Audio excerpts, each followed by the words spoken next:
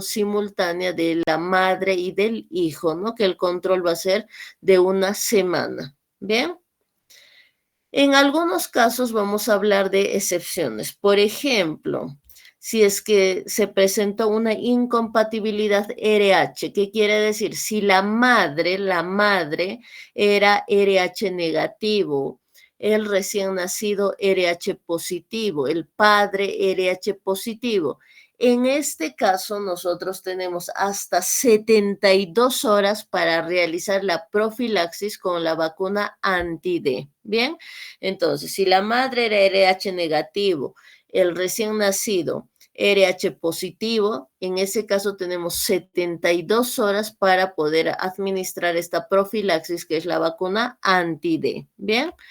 Aquí vamos a hablar de la inhibición de la lactancia materna. ¿En qué casos vamos a inhibir la lactancia materna? ¿En qué casos no puede dar de lactar la paciente, no? Y tenemos que inhibir. Por ejemplo, si hay una muerte fetal, ¿no? Si el producto murió, en ese caso nosotros debemos inhibir. Ahora, aquí vamos a hacer un paréntesis. Si la paciente tiene tuberculosis, pero si la paciente tiene tuberculosis y está en tratamiento, si nuestra paciente está en tratamiento, en ese caso se continúa con la lactancia materna. Pero si no está en tratamiento y tiene tuberculosis, se debe interrumpir la lactancia materna. Madres portadoras de VIH. En este caso, así la madre esté con antirretrovirales, se inhibe la lactancia materna. El mal estado general materno, que la paciente esté desnutrida o que la madre presente alcoholismo materno, adicción a drogas o mastitis, en esos casos se realiza la inhibición de la lactancia materna. ¿Y cómo vamos a inhibir la lactancia materna? Vamos a inhibir administrando la cabergolina. Bien, la cabergolina de 1 miligramo vamos a administrar. Se administra 2 comprimidos. En este caso pueden decir 2 miligramos dosis única. Bien, porque ¿qué nos indica la literatura? Que se administra cabergolina de 1 miligramo 2 comprimidos. Pueden indicar 2 miligramos dosis única. Si la lactancia se inició y se desea suprimir, por ejemplo, le dio mastitis a la paciente, administramos la cabergolina de 0,25 miligramos cada 12 horas por 2 días. En caso de que la paciente sea alérgica a la cabergolina, podemos utilizar la bromocriptina de 2,5 miligramos día durante 10 a 12 días. Bien, puedo utilizar la bromocriptina 2,5 durante 10 a 12 días. Eso es lo que tienen que conocer del puerperio inmediato fisiológico. Ahora vamos a hablar de lo que va a ser el puerperio mediato fisiológico. Bien, estamos hablando todo lo que es fisiológico. Se presenta del segundo al 10º día.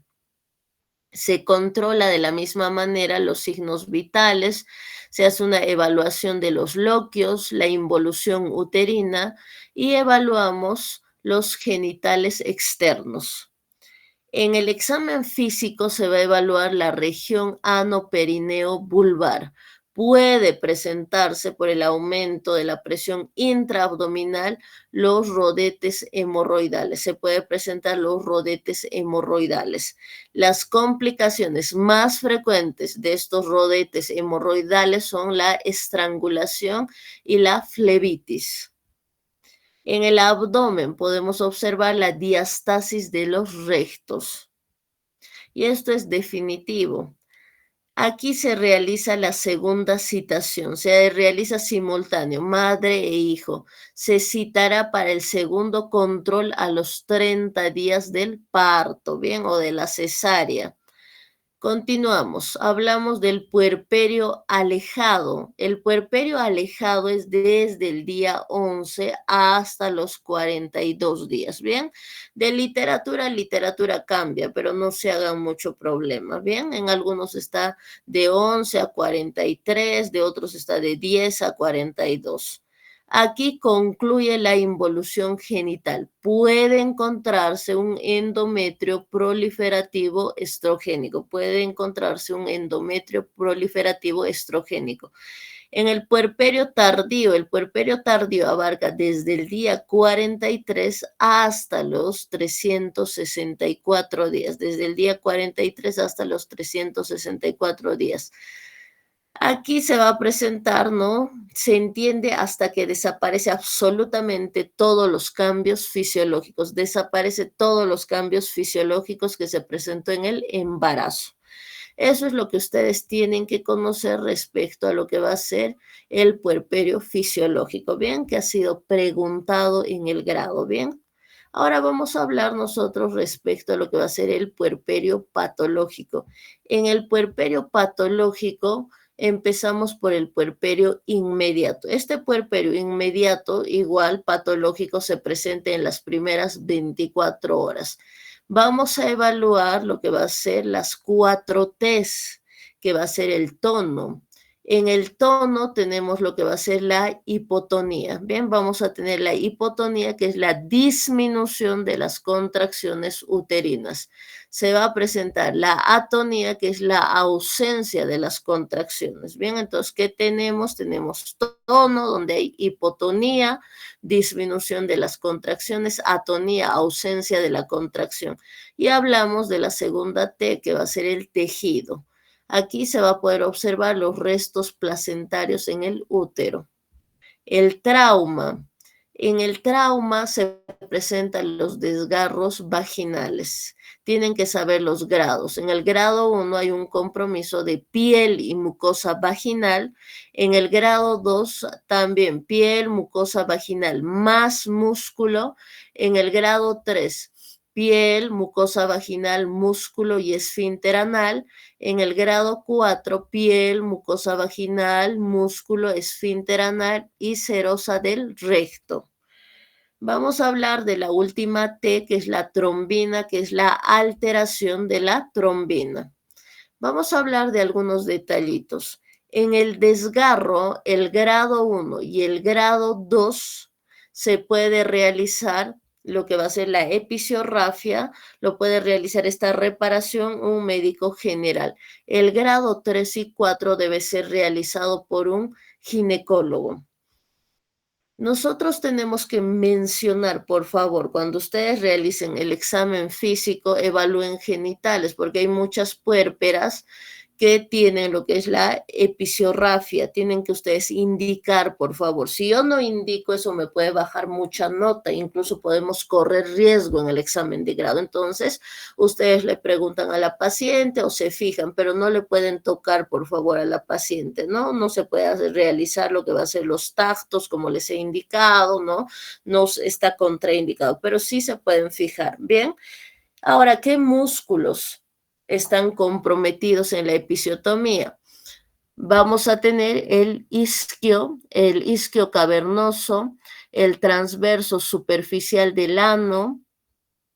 Tenemos una vez más lo que va a ser en el compromiso, tenemos el isquio cavernoso, el bulbo cavernoso, el músculo elevador del ano, el transverso superficial del perine. Bien, entonces esos músculos están comprometidos.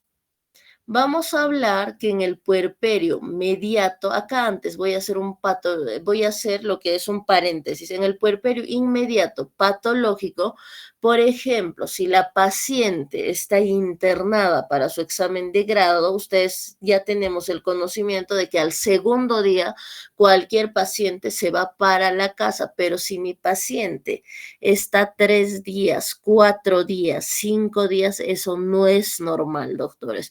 Entonces ahí hay algún compromiso patológico. Bien, por favor, eso tengan en cuenta porque al grado ya ingresó lo que es puerperio patológico.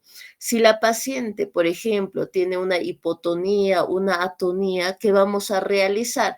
Vamos a realizar los masajes uterinos. Bien, los masajes uterinos que se va a realizar por 2 horas cada 15 minutos con una duración de 5 minutos. Entonces, ¿por cuánto tiempo va a ser? Durante 2 horas cada 15 minutos con una duración de 5 minutos los masajes.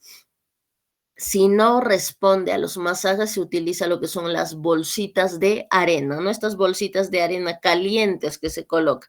No responde a las bolsitas de arena, se va a utilizar lo que va a ser la ergometrina, ¿bien? La ergometrina se utiliza de 0,25 microgramos, ¿bien? De 0,25 microgramos. ¿Qué va a producir? Va a producir la contracción máxima del útero, va a producir lo que es la contracción uterina, ¿bien? La ergometrina que se utiliza. No responde a la ergometrina, pasamos al misoprostol. El misoprostol se utiliza de 800 microgramos, ¿no?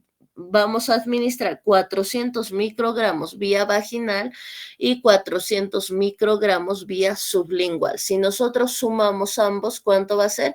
Va a ser 800 microgramos. ¿Bien? No responde al misoprostol que hemos administrado de 800 microgramos, pasamos a la oxitocina. La oxitocina se puede utilizar hasta 60 unidades internacionales. Bien, si no responde a la oxitocina directamente se hace la histerectomía, bien, porque la paciente va a fallecer. En la realidad, doctores, ¿qué se hace? De inmediato la paciente está con atonía uterina. Si no responde, doctores, a los masajes, no respondió a la ergometrina, directamente se va para histerectomía, pero nos indican los pasos, ¿bien? Entonces, repasando, ¿qué vamos a hacer primero? Masajes uterinos. Colocamos bolsa de arena, la ergometrina. Vamos a administrar el misoprostol, la oxitocina y la histerectomía. Bien, esos son los pasos que nos preguntan en el grado, si es que mi paciente está con una atonía uterina, por ejemplo. Ahora vamos a mencionar lo que va a ser el puerperio mediato patológico. Se considera desde el segundo al 10º día. Aquí se va a presentar lo que va a ser la mastitis. ¿Qué es la mastitis? Es la inflamación de la glándula mamaria. ¿Cuál es el principal microorganismo que puede causar? Va a ser el estafilococo aureus. Bien, el estafilococo aureus es el principal microorganismo que va a causar la mastitis. En este caso, nosotros tenemos que administrar lo que va a ser antibióticos. ¿Qué le vamos a dar?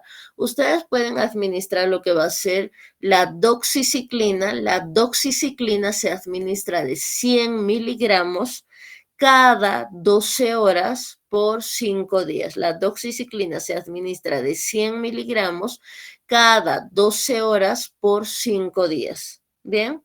¿Qué es la doxiciclina? La doxiciclina es una tetraciclina que actúa a nivel del ribosoma 30S. Es una tetraciclina que actúa a nivel del ribosoma 30S. Eso es la doxiciclina. Hablamos de la dicloxacilina. Ahorita he hablado doxiciclina con O de 100 miligramos cada 12 horas. ¿Qué es? Es una tetraciclina que actúa en el ribosoma 30S.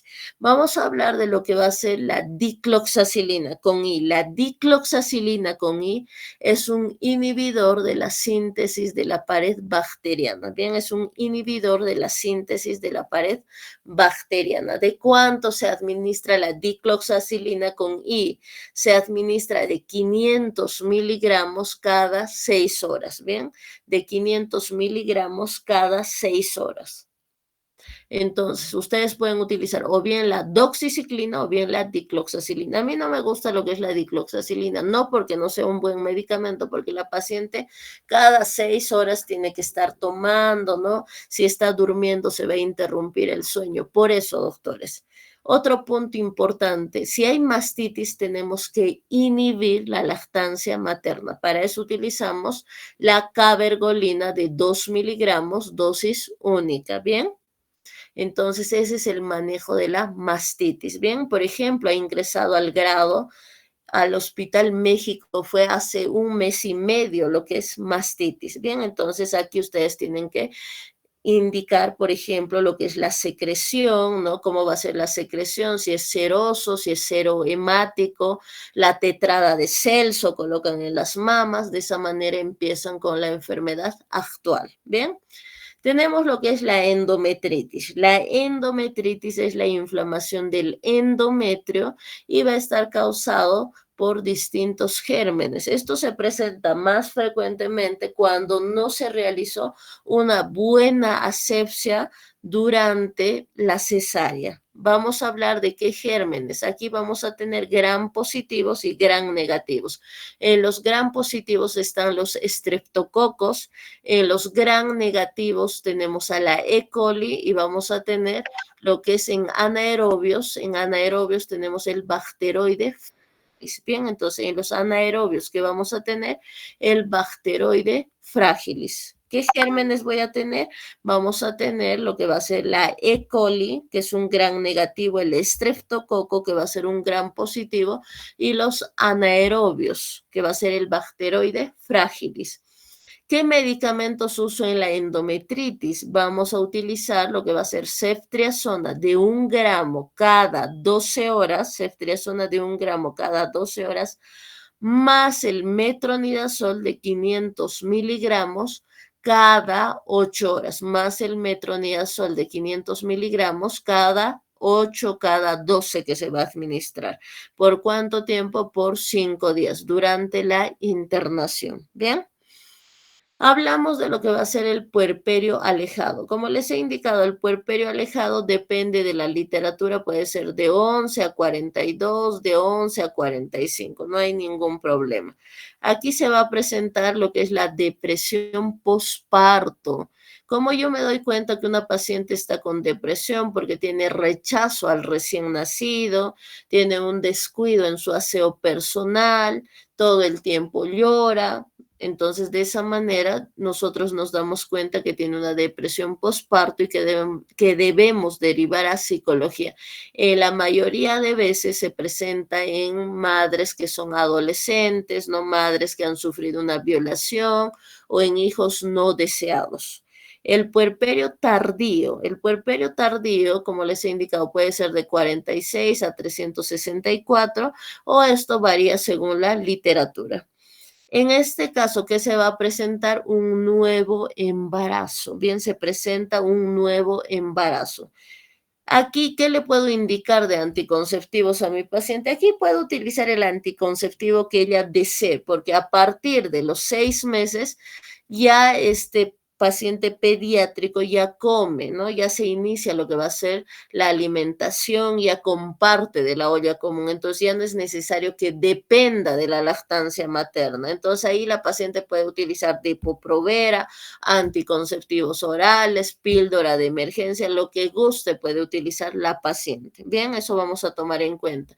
En cambio, cuando hablamos del puerperio inmediato fisiológico, nosotros tenemos que indicarle qué anticonceptivo en esta etapa, qué anticonceptivo, ojo, en el puerperio inmediato fisiológico o patológico se le indica a la madre qué anticonceptivo quisiera utilizar. Entonces, si me dice, doctorita, quiero utilizar anticonceptivos orales, le vamos a indicar que no puede utilizar porque va a inhibir la prolactina y el pobre niño tendría que morir de hambre. Entonces le indicamos no, pero que sí le vamos a aconsejar que puede utilizar el DIU de cobre, ¿no? Entonces puede colocar el dispositivo intrauterino de cobre, doctores, ¿bien?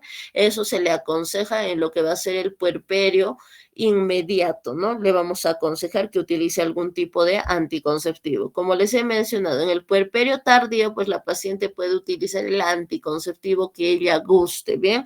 ¿Y qué se presenta en el puerperio tardío? Se presenta un nuevo embarazo, ¿bien? Que muchas veces las pacientes ni cuenta se dan. Entonces, eso es lo que ustedes tienen que manejar para su examen de grado, ¿no? La diferencia, doctores, ¿no? Porque siempre preguntan lo que va a ser el puerperio como tal, el fisiológico, después el patológico. ¿Cómo hacemos los puntos positivos de la historia clínica que les voy a indicar, ¿no? Que ingresa bastante al grado? Primero me van a colocar lo que va a ser en motivo de consulta. Motivo de consulta vamos a colocar dolor abdominal. Ahora me dirán, ay, doc, pero era cesárea programada. Por favor, para el grado no existe cesárea programada, ¿bien? Eso puede ser incluso, ¿no? Una causa de anulación del examen de grado. Entonces, motivo de consulta colocan dolor abdominal, ¿bien? Empezamos con la enfermedad actual. Siempre se inicia con gestante en ginecología. Colocan gestante de 40 semanas de embarazo, presenta dolor abdominal en región de hipogastro, que irradia región dorsolumbar y genital, tipo espasmódico, con una intensidad 8/10 en la escala de EVA, que no se atenúa al reposo y se exacerba a la deambulación. Además refiere pérdida transvaginal del tapón mucoso, malestar general, motivo por el cual acude al Hospital México, donde médico de turno, previos laboratorios y ecografía obstétrica, decide su internación al servicio de ginecología, con el diagnóstico de trabajo de parto. Paciente indica que el 19 de junio a horas 9 de la mañana se le realizó cesárea. Aquí, por favor, ¿por qué se realizó la cesárea, no? Por ejemplo, me pueden colocar que fue por circular de cordón, fue por placenta previa, entonces justifican el por qué fue la cesárea, obteniendo un recién nacido único vivo de sexo masculino, activo y reactivo a los estímulos externos, en buen estado general. Ahí hacemos una pequeña evolución. Paciente cursando tantos días de internación, refiere mejoría del cuadro clínico de ingreso. De esa manera quiero que esté esa historia clínica. No se olviden que vale 50 puntos, por favor. Entonces tienen que hacer una excelente presentación, porque si yo hago una buena historia clínica, ya tengo una buena impresión con el jurado. Yo respondo bien, entonces ya está asegurado mi examen de grado. Bien, entonces eso vamos a tomar en cuenta. Ahora me preguntaban, doctorita, ¿sabe qué? He visto en algunas historias que colocan el Abugar, la talla del paciente pediátrico, el perímetro. No, doctores, esto es una historia de un paciente pediátrico, bien, perdón, de la paciente ginecológica, no es la historia del paciente pediátrico. Entonces yo no tengo por qué colocar, además yo no he estado presente cuando se le ha obtenido este recién nacido, yo cómo voy a saber su ABR, cómo voy a saber su peso, entonces no se coloca, es netamente historia ginecológica, bien, entonces no me estén colocando, por favor, perímetro, Apgar, talla, ¿no? Entonces no se coloca, doctores, de esa manera se hace la historia clínica, por favor, eso vamos a tomar en cuenta, eso es súper importante. Otro dato más que les voy a indicar. Nosotros varía el tratamiento de lo que va a ser un puerperio fisiológico y un puerperio quirúrgico. Para un puerperio fisiológico, fíjense la vía. La mayoría de las pacientes en el puerperio fisiológico, el 90% no tiene vía, doctores. Bien, un 10% sí tiene vía porque se le administró la oxitocina, se hizo inductoconducción, pero el 90% no tiene vía. Eso tomen en cuenta porque una pacientita de inmediato, ¿no? Presentó su puerperio fisiológico y ya está comiendo, ¿no? Al rato, ¿no? Su caldito de gallina, no sé lo que le extraen las mamás, ¿bien?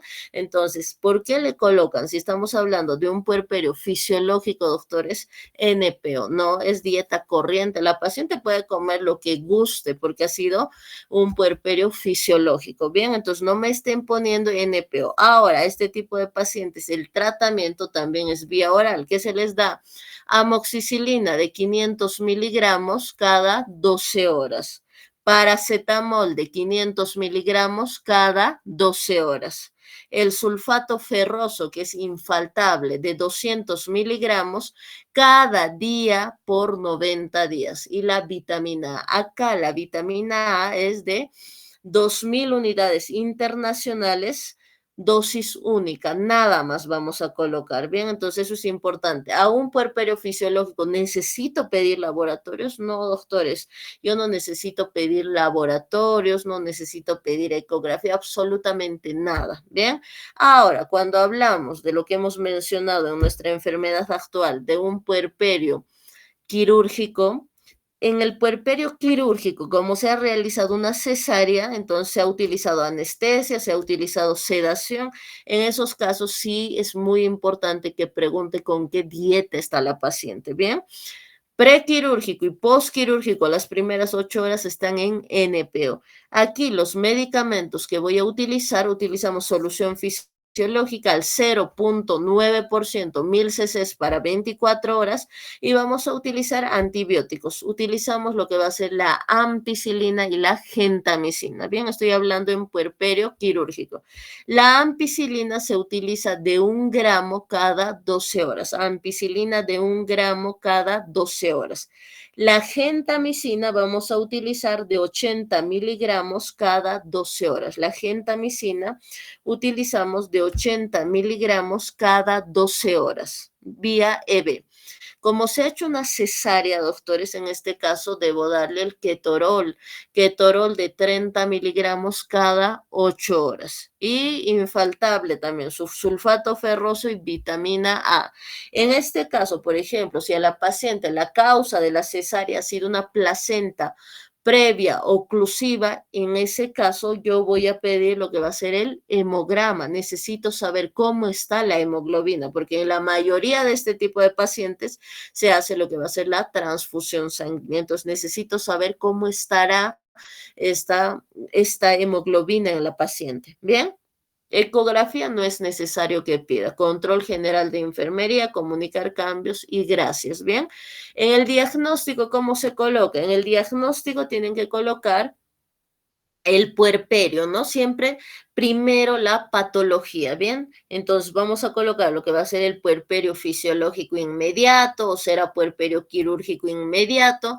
En el segundo diagnóstico, recién nacido único vivo de sexo masculino y el GEPAG, ¿bien? De esa manera se hace puerperio. El 90% casi de su examen de grado a 70 es puerperio. Es un tema que ingresa casi siempre en ginecología. Entonces ustedes tienen que asegurar, doctores. Bien, tenemos que asegurar esas preguntitas. Ahora les voy a compartir lo que va a ser el mecanismo de trabajo de parto, que también es bastante preguntado en el grado. Bien, entonces me dan un momentito.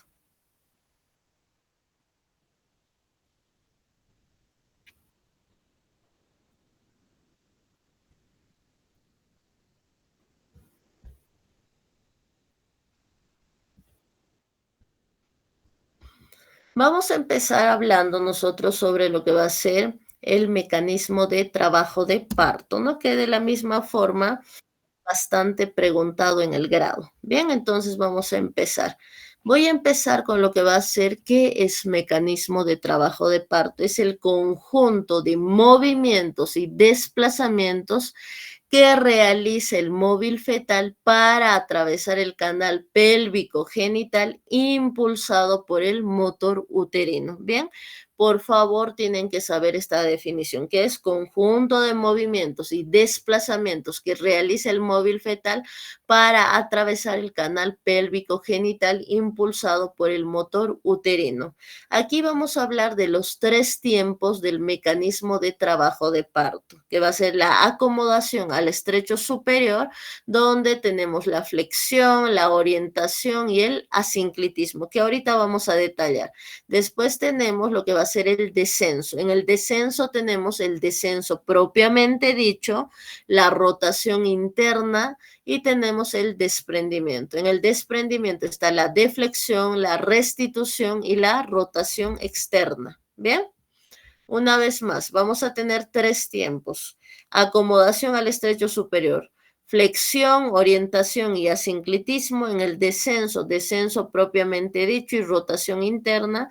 El desprendimiento, donde está la deflexión, la restitución y la rotación externa. ¿Bien? Vamos a hablar nosotros de cada una de estas características, pero antes nos vamos a ir a pelvimetría para que puedan relacionar todo. Cuando hablamos de la pelvimetría tenemos los huesos coxales. Bien, cuando hablamos de los huesos coxales vamos a tener los huesos ilíacos, tenemos los huesos ilíacos, vamos a tener las ramas del pubis y el isquion. Bien, entonces cuando hablamos de huesos ilíacos está conformado solo por los huesos ilíacos, ¿no? Por las ramas del pubis, perdón, y el isquion.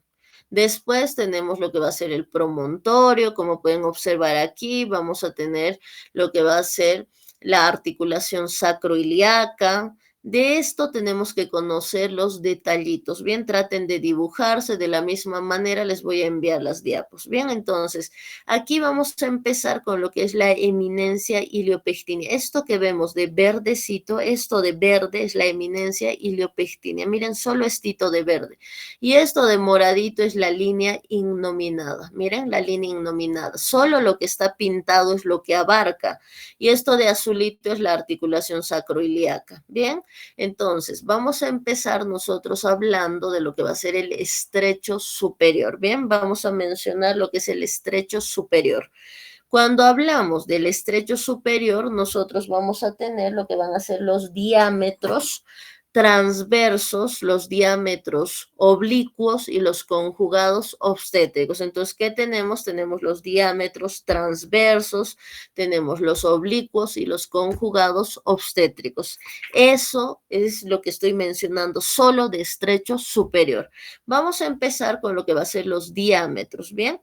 Vamos a hablar de lo que va a ser los oblicuos. Bien, tenemos los oblicuos. El oblicuo izquierdo es esto que estoy apuntando. Estito que estoy apuntando es el oblicuo izquierdo. Vamos a agrandar un poco la pantalla. Bien, entonces esto es el oblicuo izquierdo.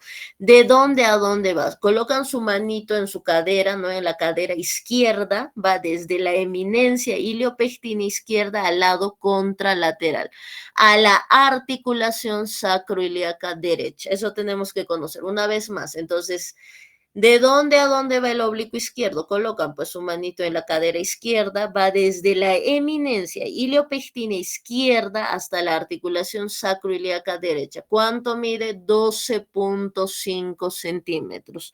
Hablamos del oblicuo derecho. Esto es el oblicuo derecho. ¿De dónde a dónde va? Si es derecho, va desde la eminencia iliopectina derecha a la articulación sacroiliaca izquierda. ¿Cuánto mide? Mide 12, doctores. Mide 12. Bien. Vamos a hablar de lo que son los transversos. Aquí les voy a mostrar. Estos son los transversos. En los transversos tenemos lo que es el transverso máximo y tenemos el transverso útil. Bien, si se dan cuenta acá es esto que está de moradito, que es la línea innominada. Entonces el transverso máximo va de la línea innominada a la otra línea innominada. Bien, ¿cuánto mide este transverso máximo? 13.5 centímetros, 13,5 centímetros. Tenemos el transverso funcional, que aquí no se ve. El transverso funcional va también de la línea innominada a la otra línea innominada. ¿Cuánto mide? Mide 13 centímetros, mide 13 centímetros. ¿Bien? Un datito que aquí se pueden dar cuenta. Si se dan cuenta, el transverso máximo está más próximo a quién está más cerquita, al promontorio. En cambio, el transverso funcional o transverso útil se encuentra equidistante entre el promontorio y la sínfisis del pubis. Se encuentra, miren, al medio se encuentra. ¿Bien? ¿Cuánto mide? 13 centímetros. Seguimos en estrecho superior. Vamos a hablar de los conjugados. ¿Bien? Cuando hablamos de los conjugados, vamos a tener 3 conjugados. Empezamos por el conjugado anatómico. ¿De dónde a dónde va? Miren, fíjense, desde el promontorio hasta la parte superior de la sínfisis del pubis. Entonces, ¿de dónde a dónde va? Desde el promontorio a la parte superior de la sínfisis del pubis. Se le conoce también, su otro nombrecito es como el conjugado suprapúbico. Bien, se le conoce como conjugado anatómico o conjugado suprapúbico. ¿Cuánto mide? 11 centímetros, bien, 11 centímetros. Hablamos de lo que va a ser el conjugado obstétrico. El conjugado obstétrico va desde el promontorio hasta la cara posterior del pubis. Va desde el promontorio hasta la cara posterior de la sínfisis del pubis. ¿Cuánto mide? Mide 10,5 centímetros. Bien, mide 10,5 centímetros el conjugado obstétrico. No se olviden, se le conoce también como retropúbico. ¿De dónde a dónde va? Miren, del promontorio a la cara posterior de la sínfisis del pubis. Tenemos el conjugado diagonal. Va desde el promontorio a la parte inferior de la sínfisis del pubis. Se le conoce como conjugado diagonal o conjugado subpúbico. ¿Cuánto mide? 12 centímetros. Bien, mide 12 centímetros. Hasta acá es lo que hemos mencionado, estrecho superior. Bien, hasta ahí es estrecho superior. Continuamos. Vamos a hablar del estrecho medio, que si gustan lo pueden aprender, que no es tan necesario, doctores, pero si gustan pueden aprender. De la misma forma les voy a mencionar. En el estrecho medio tenemos el transverso biespinoso biciático. Es donde están las espinas ciáticas, donde en este momento estamos sentados. ¿Cuánto mide? 11 centímetros. Después tenemos mi sacro subpúbico. ¿Cuánto mide mi sacro subpúbico? 12 centímetros. Entonces, de estrecho medio, si gustan conocer, son estos dos puntos, que va a ser el transverso biciático 11 centímetros y el mi sacro subpúbico 12 centímetros.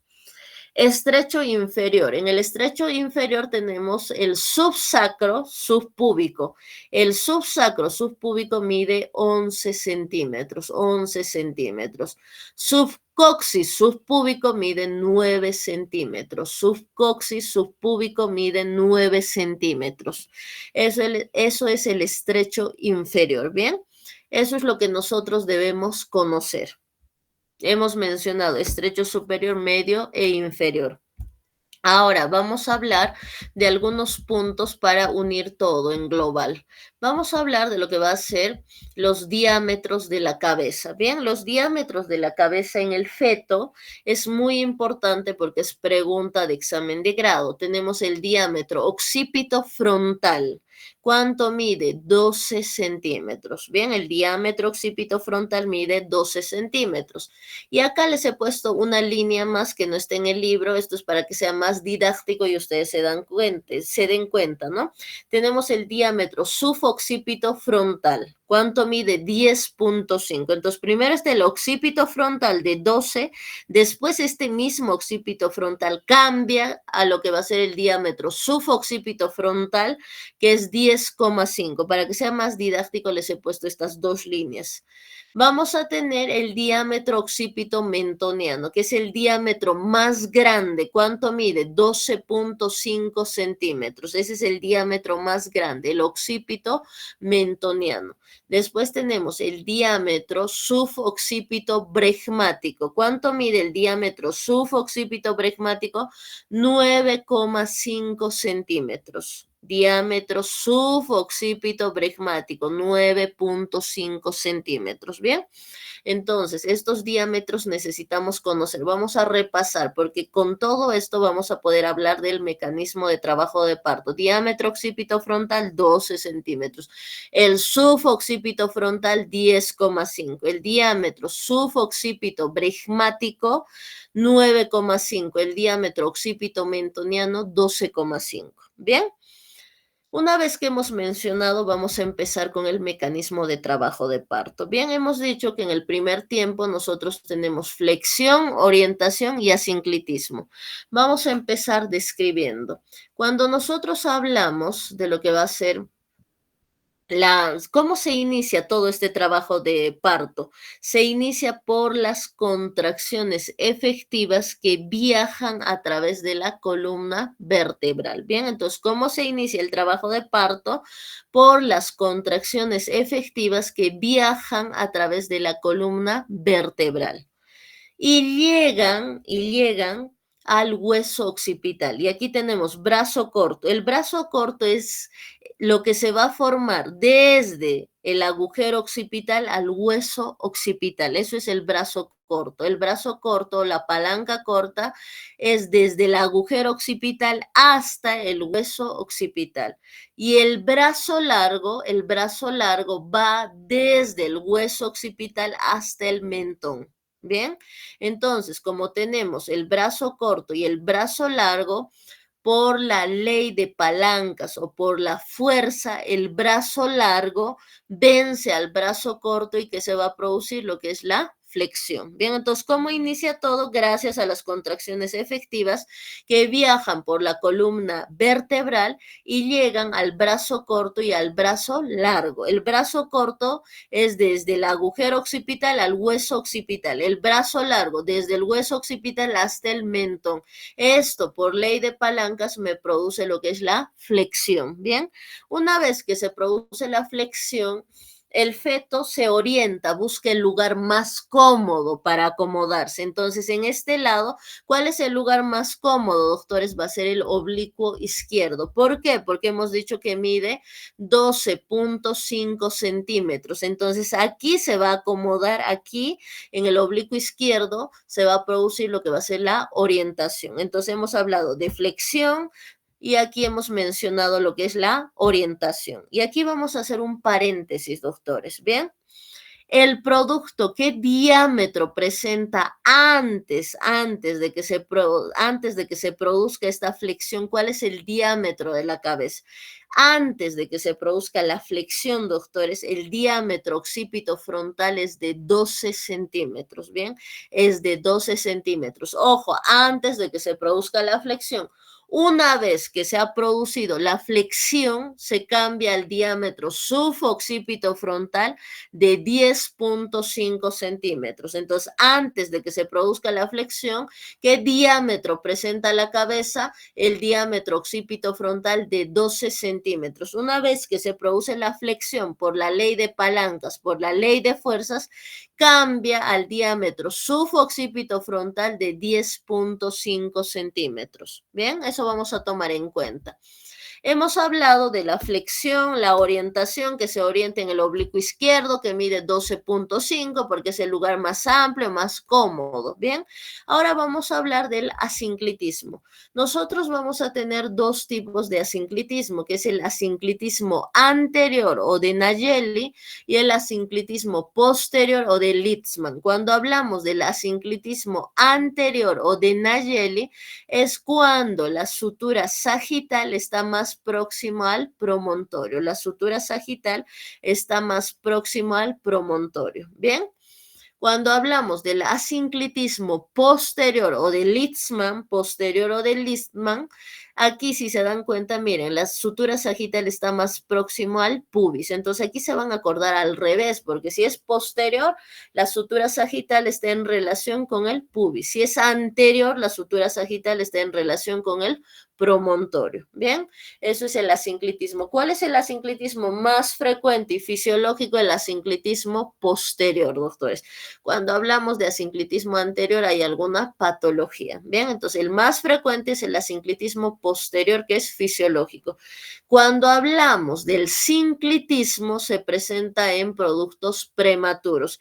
Es cuando la sutura sagital está equidistante entre el pubis y el promontorio. Bien, entonces cuando yo hablo de sinclitismo es cuando la sutura sagital está equidistante entre el pubis y el promontorio. Bien, entonces, ¿cuál se va a presentar? El asinclitismo posterior. Y hemos hablado flexión, orientación y asinclitismo posterior. Eso se presenta en el primer tiempo, que es la acomodación al estrecho superior.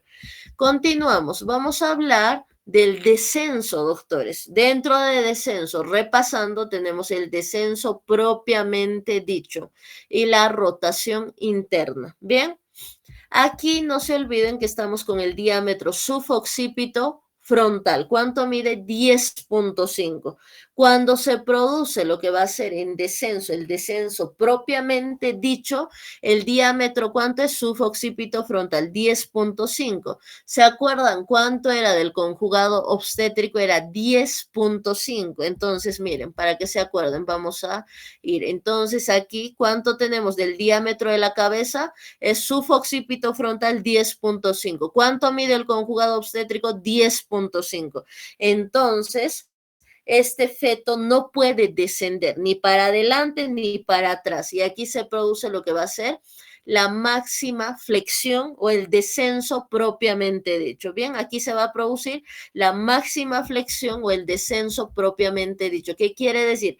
Este diámetro suboccipito frontal, que era 10.5, cambia al diámetro suboccipito bregmático. Este diámetro suboccipito bregmático de 9.5 centímetros ya puede descender por este conjugado obstétrico que mide 10.5. A eso se le conoce como descenso propiamente dicho o máxima flexión. Y aquí se va a producir además lo que es la rotación interna. ¿Qué es la rotación interna?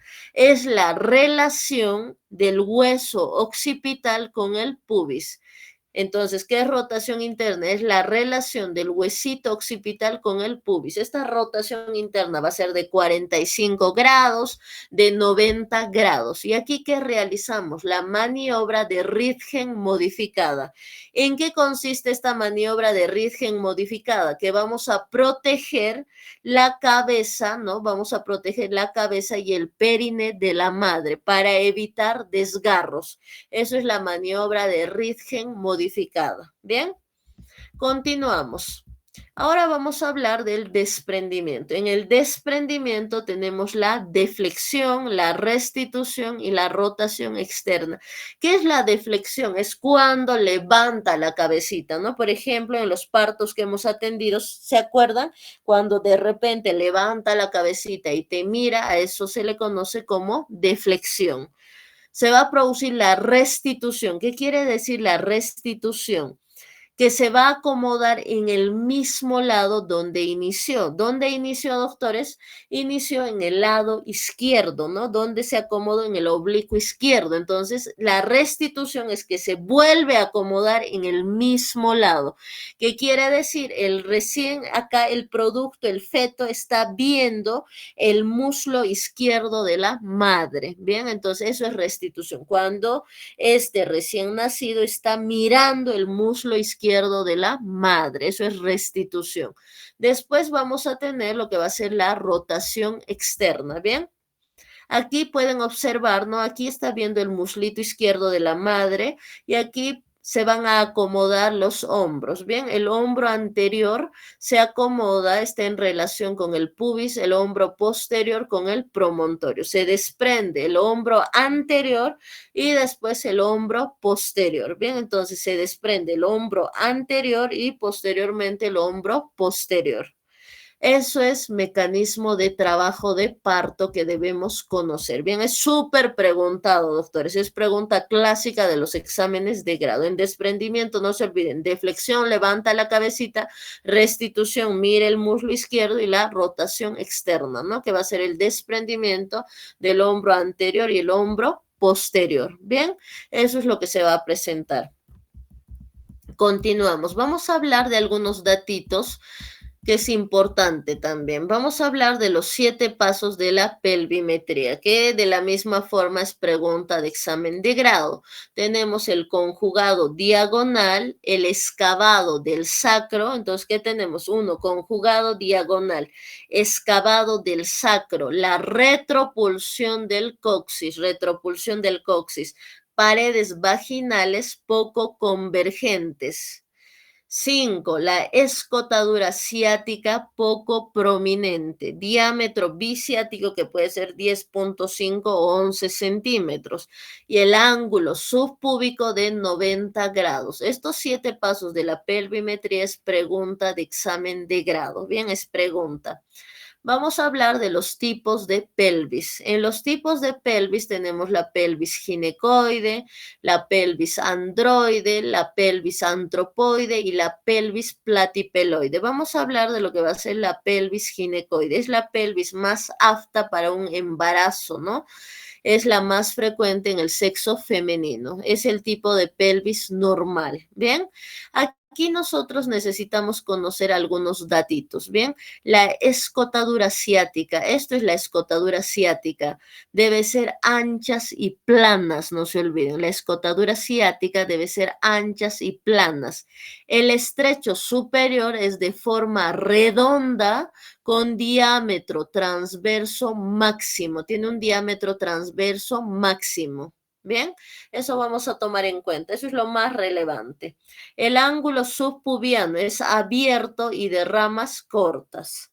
Vamos a hablar de lo que va a ser la pelvis androide. En la forma, la característica de la pelvis es masculina.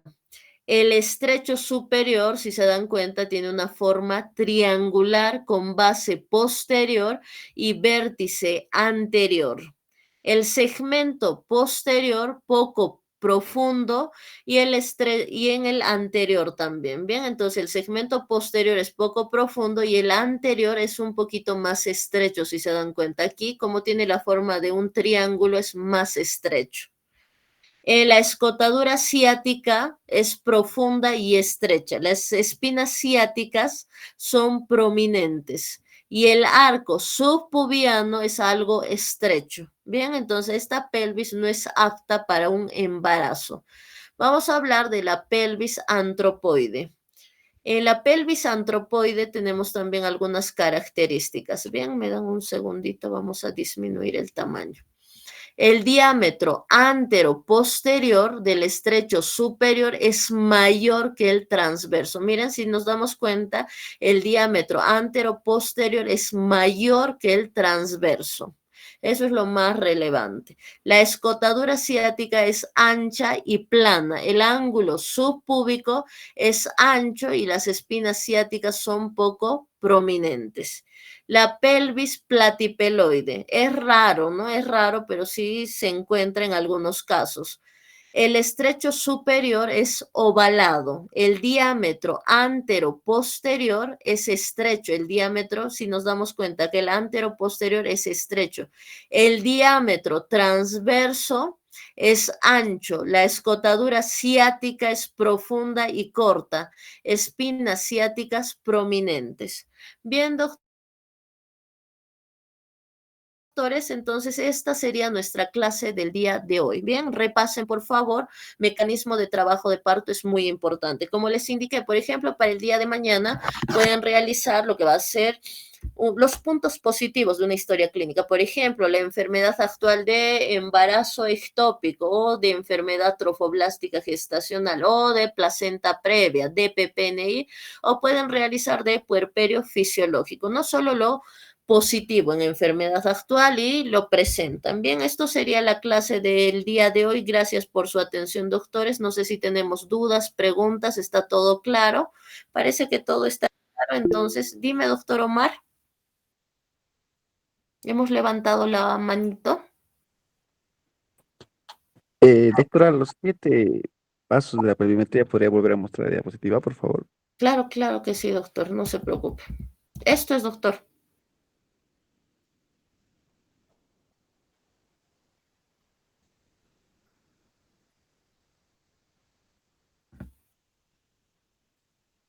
Bien, entonces eso es lo que tenemos que conocer. ¿Ya le hemos podido tomar captura, doctor? Sí, doctora, muchas gracias. Muy bien, estudien por favor, cualquier duda me dicen. Eso sería todo, doctores. Nos vemos el día de mañana. Hasta luego, doctora.